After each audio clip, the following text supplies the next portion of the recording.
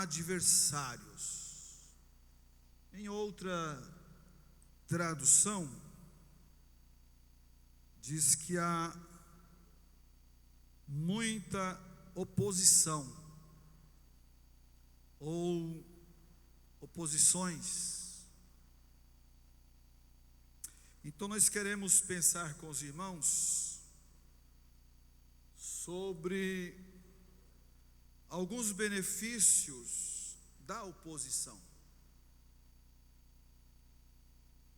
Alguns benefícios das perseguições. E alguém pergunta, mas a gente pode tirar um benefício de uma oposição, de uma perseguição? Sim, nós podemos. Existe oposições ou pessoas que se opõem a nós, ao nosso ministério, à nossa vida de fé ou vida cristã, que eles se levantam como opositores, mas está nos promovendo, nos promovem. E às vezes, quando nós somos ou quando nós temos adversários, ou alguém que nos opõe, alguém que nos persegue, às vezes nós não queremos viver isso ou passar por isso. Mas de tudo na vida, nós tiramos um bom exemplo. Exemplos que podem ser positivos para a nossa vida diária ou nossa vida de fé. Porque na perseguição nós crescemos. O que nós não podemos de forma alguma é sair dos planos de Deus. O que nós não podemos é nos recuar, voltar atrás. Mas nós precisamos, na presença de Deus, avançar. Paulo disse que aqueles que querem piamente seguir a Cristo sofrerão perseguições. Então Paulo faz menção aqui, nesse texto sagrado, ele fala dos seus projetos, ele traz saudações, e ele aplica aqui algumas recomendações, que é importante para todos nós. Desta feita, ele comunica aos irmãos que estava servindo ao Senhor na igreja de Corinto, dizendo que o desejo de Paulo, o seu desejo, era de passar com eles ali todo o inverno. Para quê? Para que ele tivesse a companhia dos irmãos aonde quer que ele pudesse ir. Então a intenção de Paulo aqui é ter a companhia dos irmãos. E ele diz mais: não vos quero agora ver de passagem, mas ele disse: eu quero ficar convosco. Eu quero permanecer aí durante todo o inverno. Glória ao nome do Senhor. E ele diz mais: se o Senhor permitir.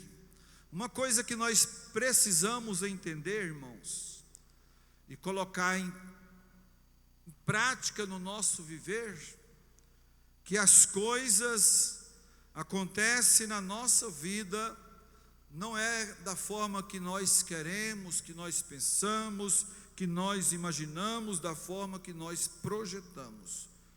O que acontece conosco que servimos a Deus é a direção de Deus, é a permissão de Deus. Às vezes temos a intenção de fazer algo e não fazemos, porque não é na realidade a direção do Senhor para a nossa vida.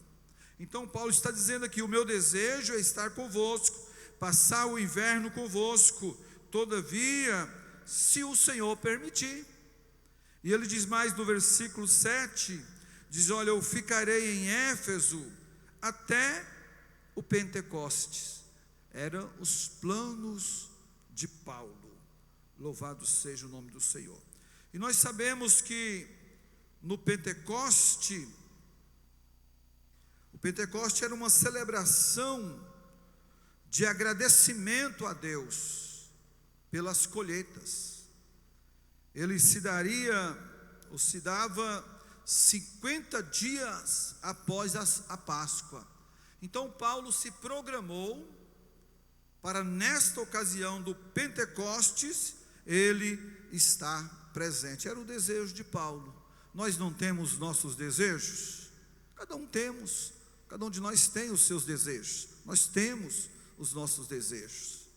Nós traçamos os nossos planos, mas muitos deles não acontecem, porque os nossos planos não são os planos de Deus. Os nossos projetos não são os projetos de Deus. Mas aqui Paulo, conversando e dialogando com os irmãos através dessa carta, ele disse: olha, o meu desejo é estar convosco, é ficar em Éfeso até o dia de Pentecostes. Aí o verso que nós queremos estar aprendendo com os irmãos nesta noite, nós estudando junto, é o verso 9. Aí ele fala de uma porta grande e eficaz que se lhe abriu. Só que ele diz assim: a porta é grande, a porta ela é eficaz, mas há muitos adversários. E nós queremos pensar sobre os benefícios da oposição. Louvado seja o nome do Senhor. Nós queremos aqui falar com os irmãos, Efésios capítulo de número 6, Paulo ele nos diz o seguinte: porque não temos que lutar contra a carne e o sangue, mas sim contra os principados, contra as potestades, contra os príncipes das trevas, contra as hostes espirituais da maldade nas regiões celestes. Aqui nós vemos uma oposição de nível espiritual.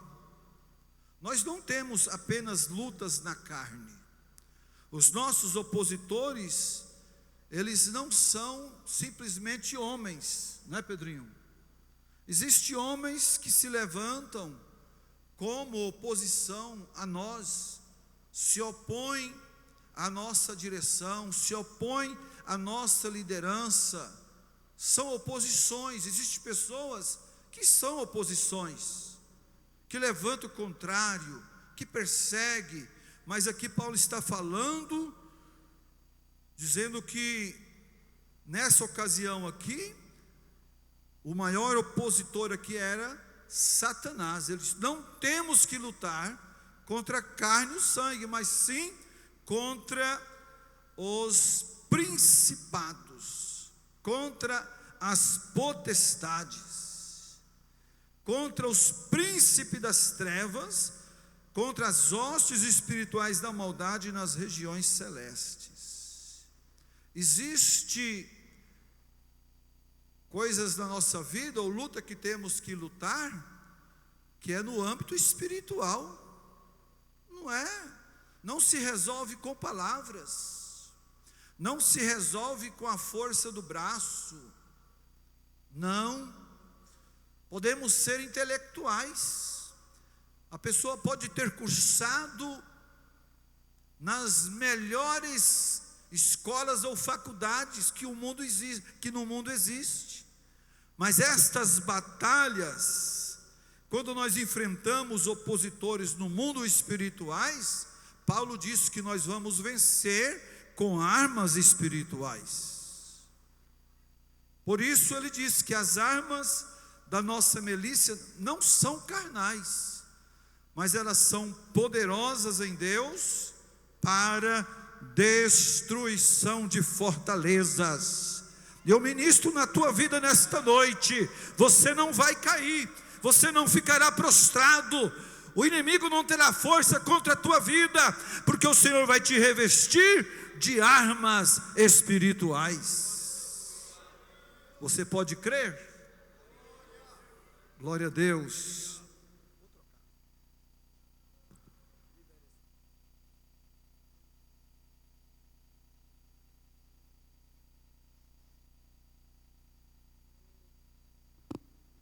Aleluia.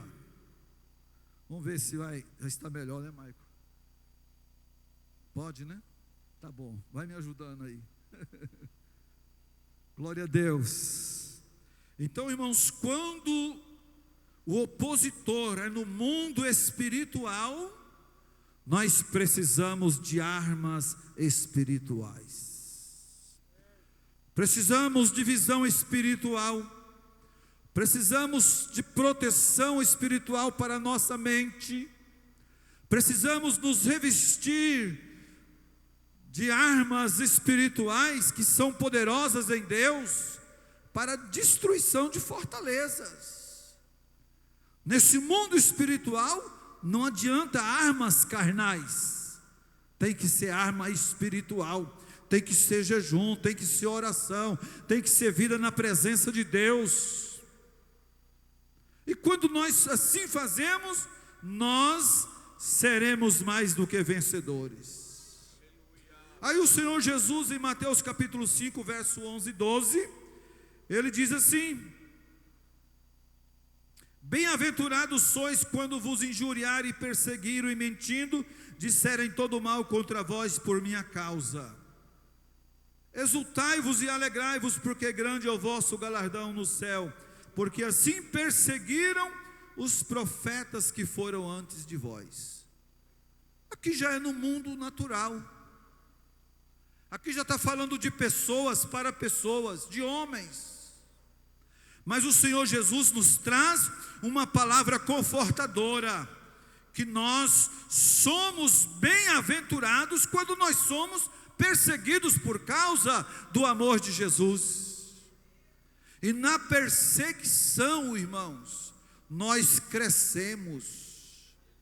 Na perseguição, nós descemos para a oração e nós alcançamos o favor de Deus, a graça de Deus, para vencer as adversidades da vida.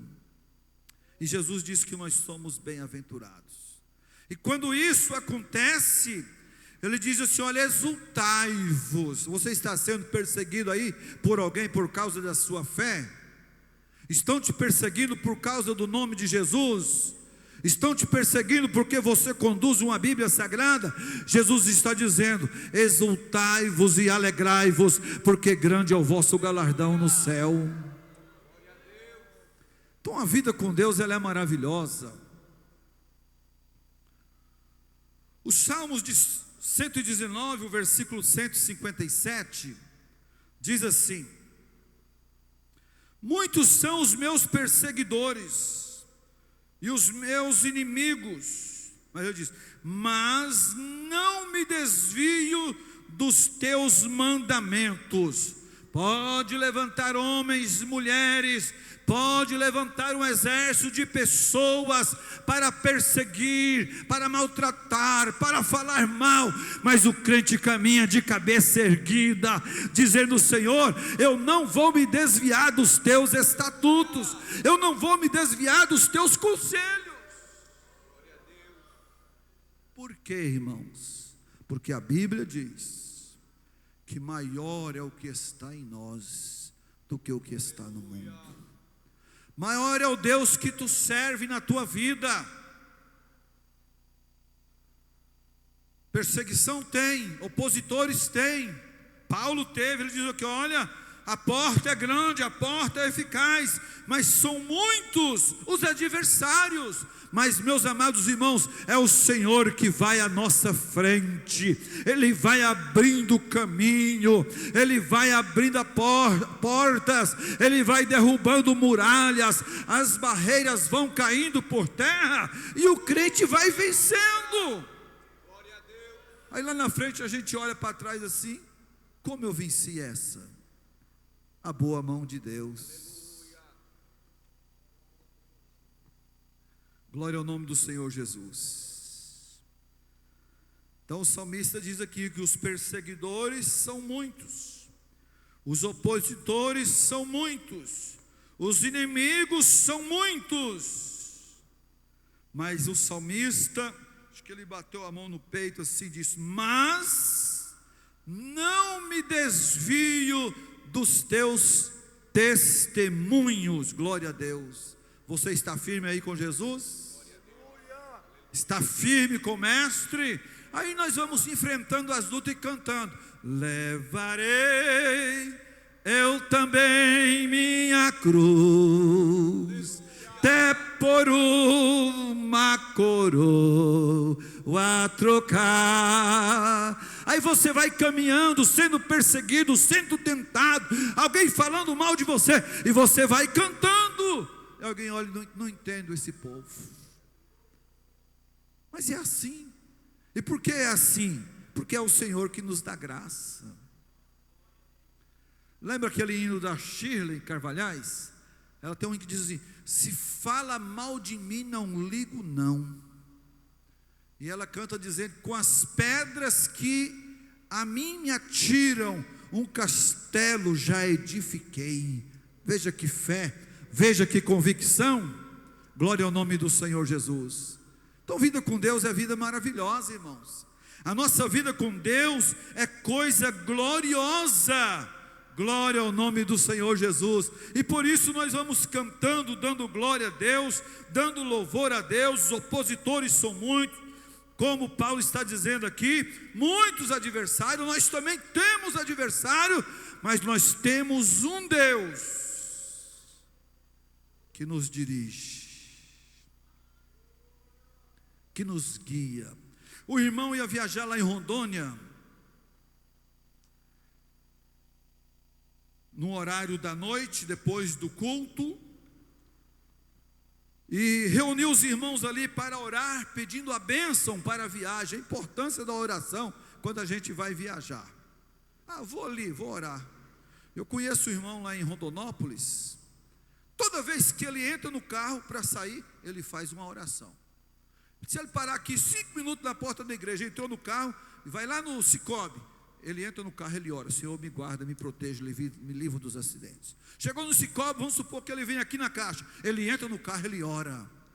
É uma boa prática, porque nós somos dependentes de Deus.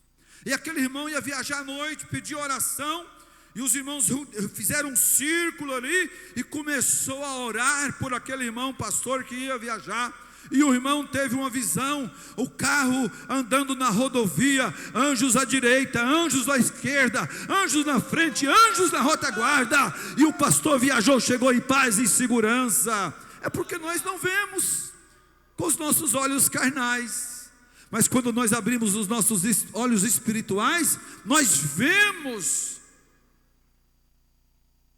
e é maravilhoso a importância de nós colocarmos Deus em primeiro plano. Mas só ia viajar sozinho, à noite, era longe.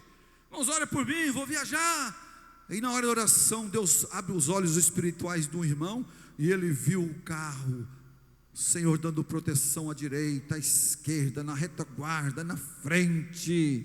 O que é isso? É a mão de Deus.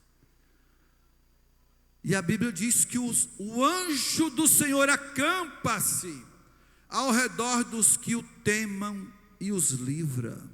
Então é bíblico, não é uma heresia, é bíblico, está na Bíblia.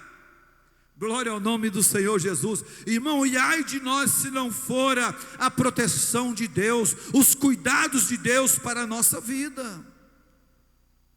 Nós recebemos livramentos do Senhor que nós nem imaginamos, nós nem percebemos. mas o Senhor vai nos livrando aí. Glória ao nome do Senhor Jesus. Muito bem. Primeiro benefício de uma oposição: a oposição te fará provar o natural, o sobrenatural de Deus. Às vezes nós vivendo uma vida tranquila, regalada, esplendidamente, nós não preocupamos com o sobrenatural, com o milagre que Deus pode fazer na nossa vida. Mas quando as coisas apertam, que nós corremos para a presença de Deus, que nós mergulhamos na presença do Senhor, buscando o milagre, buscando o sobrenatural, é diferente. As lutas que nós como homens, mulheres, podemos vencer, tranquilo, mas é aquele problema que você não pode vencer, e aquela adversidade que você não sabe como resolver, que aí depende do Senhor, só Ele para fazer, como diz o salmista, foi o Senhor que fez isto, e a coisa maravilhosa aos nossos olhos. Existe coisa que só Deus faz. Aqui então o primeiro benefício aqui da oposição, ela te fará provar o sobrenatural de Deus. Existem casos que para haver o milagre precisa da oposição. Tem base bíblica? Tem. Êxodo 14. Se nós lermos desde lá o capítulo 3, quando Deus projeta tirar os filhos de Israel do Egito, através de Moisés, lá no monte deu uma visão para Moisés, da sarça, queimava, não consumia, mas a Bíblia diz que o quê? O anjo do Senhor estava no meio da sarça. Pode ler. O anjo do Senhor, ele estava no meio da sarça. Que visão é essa? A sarça queima e não se consume. Aí Moisés, vou lá ver. Quando ele vai, Deus brada do céu, não chega para cá, tira a sandália dos pés, porque a terra é santa. Aí ele ouviu a voz de Deus. E daí Deus fala com ele, ele vai a Faraó, questiona com Faraó, anuncia a justiça de Deus. Deus começa a enviar as pragas. E agora aqui no capítulo 14, quando o povo sai, depois da morte dos primogênitos, aí o povo enfrentando uma grande oposição. Faraó agora resolve trazer o povo de volta. 600 mil carros escolhidos, um grande exército. Israel olhou e viu aquele movimento e disse: nós estamos perdidos. Nós estamos perdidos. Aí questiona Moisés: porventura não tinha sepulcro no Egito para morrermos nesse deserto? A oposição chegou. O que aconteceu? Só tinha uma saída, irmãos. Mas se a oposição não tivesse chegado ali, eles iam dar um jeito. Se tivesse um tempinho a mais, Israel, o povo de Deus, poderia construir barcos, né, Pedrinho? Poderia construir barcos e atravessar remando, né, o Mar Vermelho, né? Não dava tempo para construir barquinhos, não dava tempo para construir canoa. O que eles fizeram? Moisés, e agora? Vou clamar a Deus.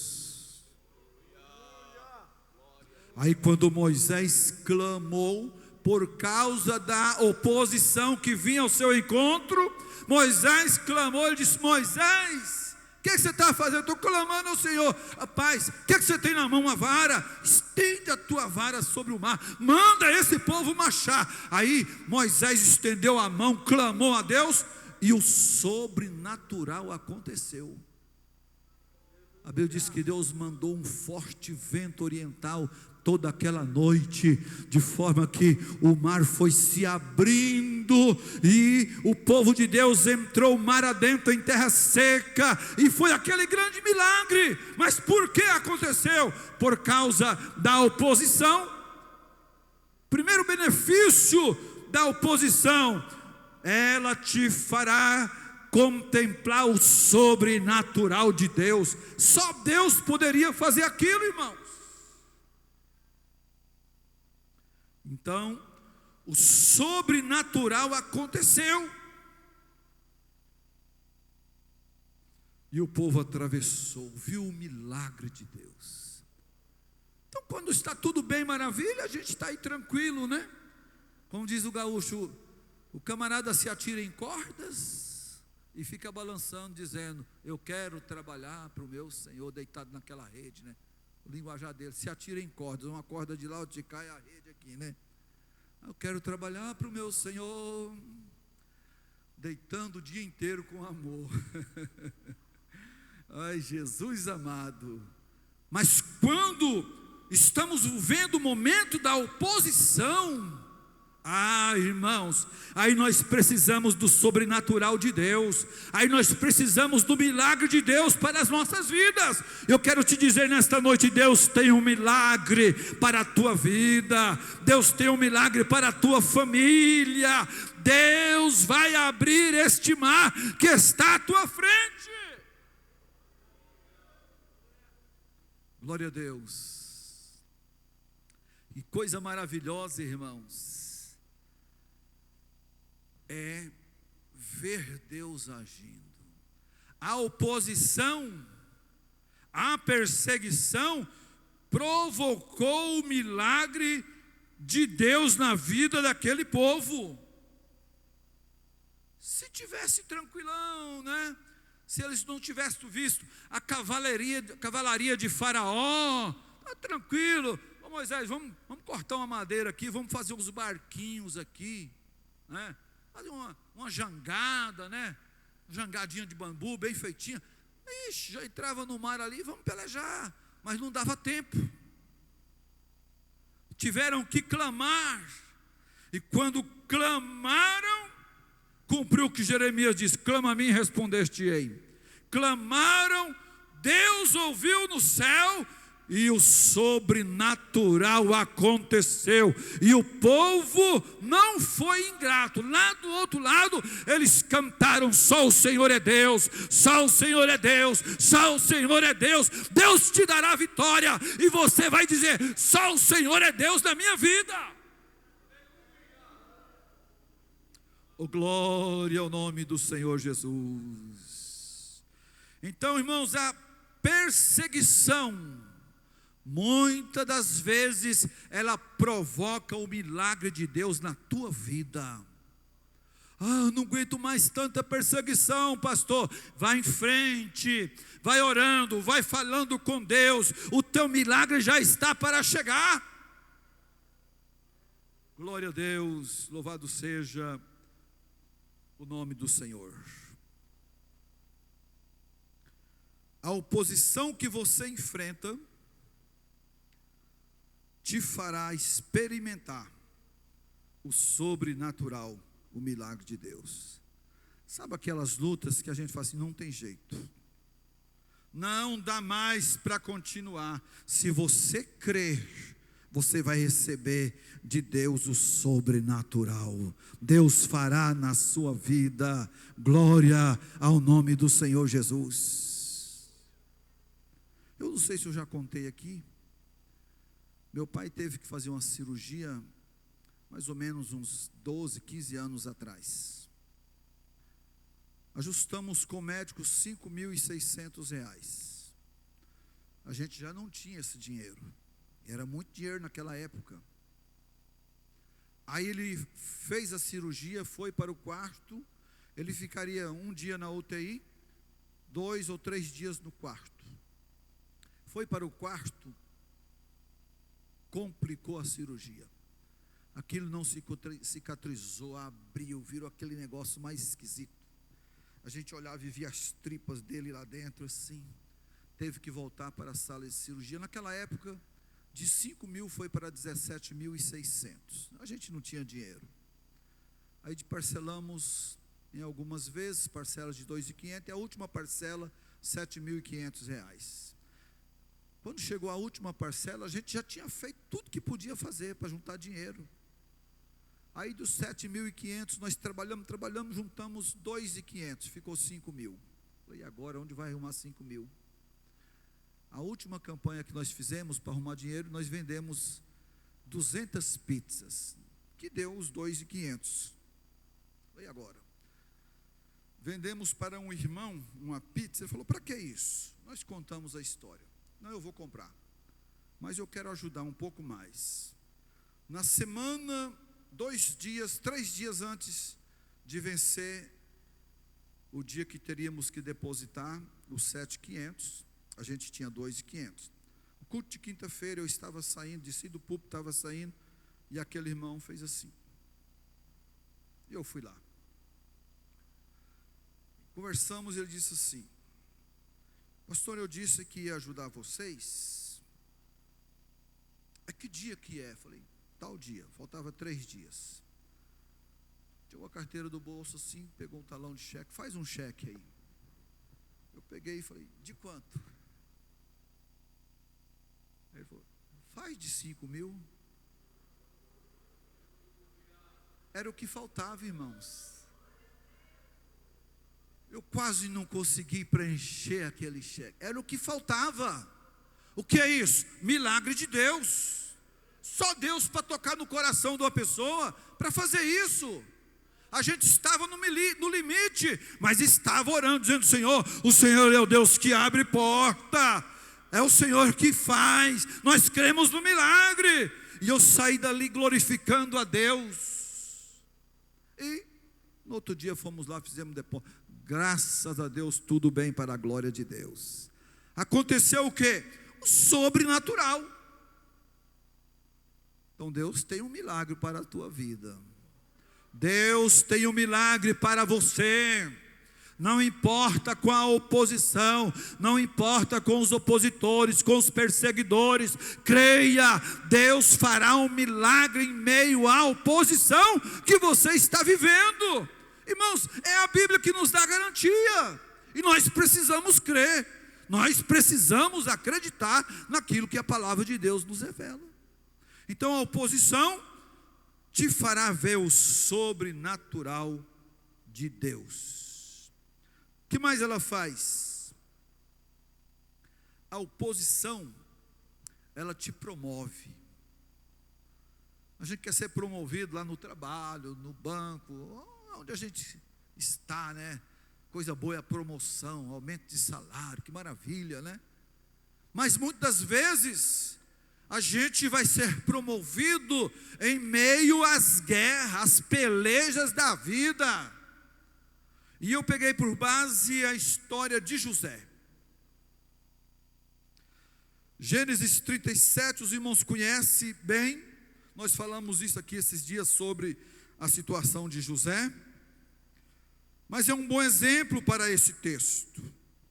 Quem eram os opositores de José? Seus irmãos. Como ele sofreu, né? A oposição estava no âmbito familiar. Nem ela era fora, não. Era dentro da família. Aí vai lá Israel, pega uma túnica de várias cores e dá para José, que era o mais novo. Sabe o que significa isso? Israel estava dizendo, olha, o primogênito aqui é o Rubens, mas a túnica é para José. Você será o primogênito. Você terá o direito da primogenitura. O governo é teu. Foi o suficiente, irmãos, para José enfrentar toda aquela peleja, aquela guerra. Nós falamos aqui que ele foi invejado, ele foi odiado, ele foi vendido, foi lançado na cisterna, foi lançado na prisão, mas cumpriu o quê? Israel não deu a túnica, disse, olha, o seu primogênito, direito do governo é teu. Foi preso, de lá foi tirado para ser o governo do Egito. Mas sofreu oposição? Sofreu. Eu não sei aonde é que você está enfrentando a sua oposição, mas eu quero te dizer que o Deus de José é o teu Deus, é o nosso Deus. Assim como ele venceu lá, Jesus, o Senhor deu vitória para José. Você pode começar a cantar o hino da vitória, pode andar na rua dizendo: a vitória é minha pelo poder do nome de Jesus, a vitória é minha pelo poder do nome do Senhor. Vai cantando: vitória Deus dará a mim, eu sei. Se você acreditar, você vai receber. A oposição te promoverá, você vai ser promovido, a bênção de Deus vai te alcançar. Quem mais? Golias e Saul promoveram a Davi. Davi, aquele menino esquecido lá na casa de Jessé, foi anunciado que teria um banquete na casa de Jessé. Jessé reúne os seus filhos e deixou o Davi lá, fica lá com as ovelhas aí, né? Fica aí, você é o menor, não tem nem aparência, fica aí. Mas Deus estava olhando lá para Davi. Deus não estava olhando para os grandes que estavam na casa do seu pai, não. Deus não estava olhando para a estrutura física, não. Deus não estava olhando se o camarada era malhado, né? Fazia aquela academia, o cara forte, né? Bem preparado. Não, Deus não estava preocupado com isso. O Jessé olhou para os seus filhos: bom, aqui eu acho que Abinadab, Samá, mas Davi não. Mas Deus estava olhando aqui dizendo: eu estou rejeitando aqui, e os meus olhos estão em Davi. Não importa onde você esteja, Deus está te vendo. Não importa a oposição que você esteja enfrentando, Deus está te vendo. Golias e Saul foram oposição a Davi. Aí passou todo aquele processo, né? Davi foi escolhido, causou inveja nos seus irmãos. Daí a pouco uma peleja lá, Israel lutando com os filisteus, todo mundo com o coração tremendo, perna tremendo, o Golias desafiando. 40 dias aquele homem.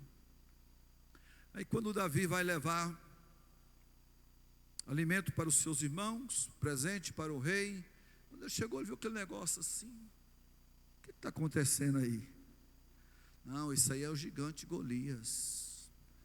Ele tem 40 dias que passa por aqui desafiando o exército de Israel, do Deus vivo, querendo um homem para lutar. Mas o que é que vocês estão fazendo aí? Não é? Olha, e tem mais. O rei já prometeu que quem vencer esse Golias aí, a sua casa, a sua família será livre dos impostos, e ele lhe dará a sua filha em casamento. Se hoje tinha uns animadinhos aí, né? Não quero casar, né? Filha do rei. Ele falou: rapaz, eu vou lutar com esse gigante aí. O primeiro opositor foi Golias. Golias zombou de Davi: rapaz, tu está achando que eu sou cão? Vem a mim com pau, com vara, com pedra. Se hoje o gurizinho fala: eu vou dar uma pedrada bem na cabeça dele. Tem uns gurizinhos bons de pontaria, né, no estilingue, que hoje quase não tem isso mais, naquele tempo tinha. Tinha um amigo meu que essas pombas do bando, naquelas lavouras voavam assim, ele derrubava voando. Ô bichinho bom. E aí Golias disse: rapazinho, agorinha tu está morto, agorinha tu vai morrer. Não tem um homem não em Israel para lutar comigo, para vocês mandar um menino? Veja como ele foi menosprezado. Na verdade era um jovem mesmo, fraquinho, ao lado do Golias não era nada, né? Mas o que aconteceu? Davi tinha o que Golias não tinha. Davi estava cheio da presença de Deus, cheio da presença do Espírito Santo de Deus. Aleluia, a presença de Deus na nossa vida, ela faz a diferença.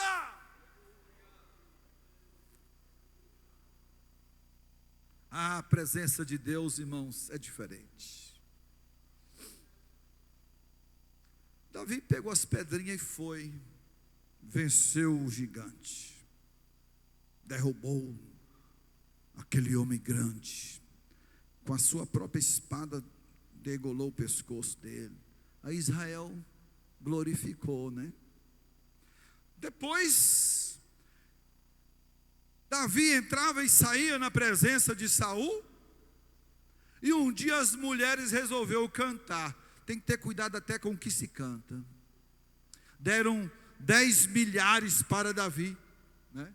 Cuidado com o que está cantando por aí, pode gerar ciúme. Davi matou os seus 10 milhares e Saul matou milhares. E Saul ficou, como diz o goiano, trincando. Deram para mim milhares e deram para Davi 10 milhares. Aí nasceu ciúme. Aí Saul agora já era um opositor de Davi, tentando matá-lo. Ele passou mal, ficou endemoniado, chamaram Davi com a sua harpa, e Davi estava dedilhando a sua harpa, e Saul estava ali endemoniado. Ele passa a mão da lança para atirar contra Davi, falou: vou encravar ele na parede. Mas o Espírito do Senhor estava com Davi, e ele se tornou ágil, ele se desviou da lança, e Deus deu a Davi uma grande vitória. Saul procurou Davi como procura uma pulga, mas Davi estava guardado no esconderijo do Altíssimo. E Davi viveu o sobrenatural de Deus. Então, meu irmão, a oposição, ela vai te fazer provar, ela vai te provar o sobrenatural de Deus. A oposição, ela vai te promover. O tempo não dá para a gente entrar nessa história de Davi, como Saul perseguiu, procurava Davi para matá-lo, e um dia Davi estava lá na caverna, e Saul chegou por ali, não viu. Saul cansado, dormiu, seus guardas talvez desatento, e Davi saiu ali, foi lá e cortou o manto de Saul. E os soldados de Davi, os homens que estavam com Davi, diziam: olha, a oportunidade de você matá-lo. Mas só de cortar o manto, a Bíblia diz que Davi doeu o seu coração. Mas o que acontece? Aquelas perseguições levou Davi ao trono, ao governo de Israel. Então, meu irmão, a oposição, ela vai te promover. Não dá tempo de falar de Gideão. Gideão, enfrentando uma grande batalha na sua época, malhando trigo escondido dos medianitas, mas Deus usou os medianitas para promover Gideão. Eles estavam como gafanhotos no vale, e a Bíblia diz que de Gideão, apenas com 300 homens, montou uma estratégia, porque Deus era com ele, e o sobrenatural de Deus aconteceu na vida de Gideão e do seu exército. Veja, irmãos, os midianitas armados até os dentes, e aí vem lá um plano de guerra. Irmão, daí, olha o plano de guerra de Gideão: um cântaro com a tocha acesa e uma buzina na mão, para lutar contra homens armados. É o sobrenatural de Deus, é o milagre de Deus.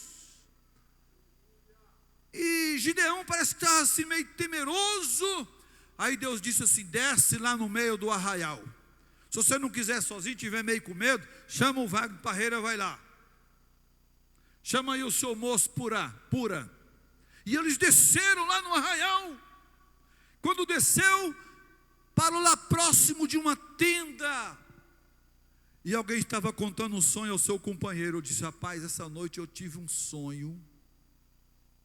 É um pão de quê? Me ajuda aí. De lentilhas? Um pão tostado lá.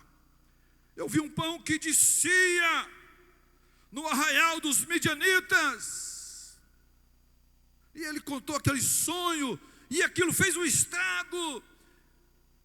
E um dos soldados disse assim: isso não é outra coisa senão a espada de Gideão, filho de Joás. Aí Gideão ouviu, falou: é o suficiente. Se retirou com seu companheiro. Chegou lá, era 300 homens. Ele fez 3 pelotões de 100, antro na mão de cada um, com a tocha acesa e uma buzina na mão. Disse: olha, vamos de 100 em 100. Vocês vão prestar atenção. O que eu fizer, vocês fazem. E lá, altas horas da noite, eles se posicionaram em 3 companhias. E a Bíblia diz que Gideão quebrou o cântaro com a tocha acesa na mão, e com a outra tocava as buzinas e dizia: espada pelo Senhor e Gideão. E a Bíblia diz que os adversários de Gideão saíram correndo de um lado para o outro, e eles se viraram um contra o outro e se destruíram. E Gideão está aqui parado, segurando uma tocha, buzina na mão, só olhando o sobrenatural de Deus. Deus operando milagre, Deus dando livramento, Deus dando vitória para Gideão. Só tinha 300 irmãos, só que o Senhor era com ele. Então, a oposição, ela nos promove. Em terceiro benefício da oposição, a oposição, ela te molda e te prepara. Quando a gente está sendo perseguido, vivendo no meio dos opositores, rapaz, olha, o Senhor vai nos dando graça e nós vamos nos preparando, vamos sendo preparados, nós vamos sendo moldados, e daqui a pouco estamos prontos para ver o sobrenatural de Deus. Pensando novamente em José, irmãos, veja bem, aplica isso no teu coração. Roubaram a túnica de José, né? Jogaram ele na cova, foi levado ao cárcere, foi vendido, foi traído, mas Deus era com ele. Alguém pode roubar aquilo que você tem, alguém pode tentar destruir os teus sonhos, os teus projetos, mas se Deus é na sua vida, não existe nada, não existe inferno, não existe demônios que te fará parar na sua caminhada, porque Deus é contigo. E se Deus é por nós, quem será contra nós? Você pode glorificar a Deus. Veja bem, irmãos, era plano de Deus. E a oposição não impediu os planos de Deus na vida de José. Era plano, Deus é que deu o sonho. Não, vamos fazer o seguinte, vamos vender esse homem aí, eu quero ver esse plano se cumprir. Era plano de Deus. Eu estava em uma cidade no interior, fiquei um ano apacentando uma congregação, e naquela cidade o cargo de vice-presidente era votado pela igreja. A igreja votava e escolhia. Colocava lá nome de 3 ou 4 pastores, distribuía a cédulazinha e votava. E quando eu cheguei, eu me deparei com a oposição. Alguém diz assim: o que esse veio fazer aqui? Por que não ficou lá? E aí, irmãos, foi distribuído a cédulazinha para votar, e alguém, se achando grande, a esposa de um dos irmãos que ia concorrer àquele cargo, pegou a cédulazinha dessa e falou: olha, eu sei que meu esposo vai ganhar, então o meu voto vai ser do seu marido. E ela colocou lá o meu número. Resultado, o marido teve 90 votos, eu tive 91. Então, irmãos, quando Deus quer fazer, irmãos, Ele faz. E sabe quantos anos eu fiquei na vice-presidência? 13 anos. Mas é o que diz o salmista: foi o Senhor que fez isto, e é coisa maravilhosa aos nossos olhos. A Ele toda a glória, a Ele todo o louvor, a adoração é dEle, o louvor é dEle, a glória para Ele, tudo é para o Senhor. Deus vai te abençoar e te exaltar e te dar vitória, em nome do Senhor Jesus. Você crê? Receba em nome de Jesus. Deus abençoe.